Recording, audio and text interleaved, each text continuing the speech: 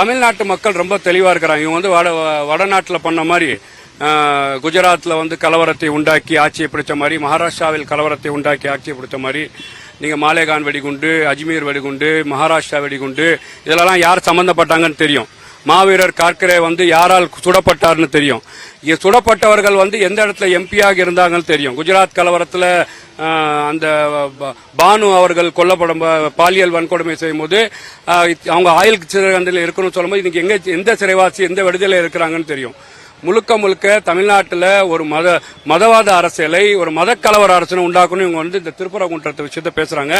திருப்பரங்குன்ற விஷயம் எனக்கு தெரிஞ்சு அங்க இருக்கக்கூடிய பகுதியில் இருக்கிற மக்கள் இன்னும் நிமிடம் வரைக்கும் கூட அண்ணன் தம்பியாக, மாமான் மச்சானாக தான் வாழ்ந்துட்டு இருக்காங்க. இது இன்னைக்கு திருப்பரங்குன்றம் இன்னைக்கு இல்ல, சிக்கந்தரா தர்கா இன்னைக்கு இல்ல, இது நீண்ட நாளா அங்க இருந்துட்டு இருக்கு. மரியாதைக்குரிய மாண்புமிகும் அமைச்சர் அவர்கள், சட்டத்துறை அமைச்சர் அவர்கள் ரொம்ப தெளிவா சொல்லியிருக்கிறாரு. 2 வருஷத்துக்கு முன்னாடி இல்ல 10 வருஷத்துக்கு முன்னாடி ஏதோ இருந்தது. இதுக்கு முழுக்க காரணம் திமுகங்க. நான் கேட்கிறேன், இங்க தமிழ்நாட்டில் யாரு பாஜக ஆட்சி நடத்திருந்தாங்க? பாஜக 2 விழுக்காடு கூட கிடையாது. தமிழ்நாட்டில் ஐயங்கார் பேக்கரியோட பாஜக உறுப்பினர் கம்மியா இருக்கிறாங்க. இதுதான் பாஜக நிலைமை. தமிழ்நாட்டு மக்கள் பாஜக சார் சொல்ற மாதிரி மோடிஜி தமிழ்நாட்டுக்கு நீங்க அலர்ஜிஜின்னு சொல்லி தான் பிரச்சாரத்தில் பேசினார். தாமரையில கூட தண்ணி ஒட்டாதான் தான் பேசினார்.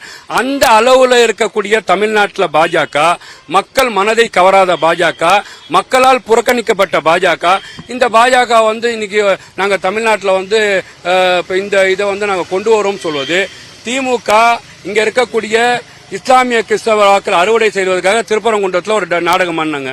இங்க இருக்கக்கூடிய RSSம் பாஜகவும் திருப்பரங்குன்றத்தில் நாடகம் ஆனாங்க. முழுக்க அங்க சமூகத்தில் இருக்கக்கூடிய அந்த பொதுமக்கள் பிரச்சனை கிடையாது. இவங்க வாக்கரசியலுக்காக பண்ணாங்க. தமிழ்நாட்டு மக்கள் ரொம்ப தெளிவா இருந்தாங்க. இவங்க 2 பேரும் வந்தா தமிழ்நாட்டில் அமைதி குலைஞ்சிரும், இங்க மத கலவரம் உண்டாயிரும். அதனால இந்த பகுதியில விஜில் வரணும். விஜில் சத்தம் நம்மளுக்கு நல்ல சத்தமா இருக்கு. இவங்க சொன்னாங்களா விஜில் சத்தம், தமிழிசை சவுந்தரராஜனுக்கு இந்த சத்தம் அபாய சத்தமா மாறி இருக்கு. அதோட வெளிச்சம் தான் நீ பேசிட்டு இருக்காங்க.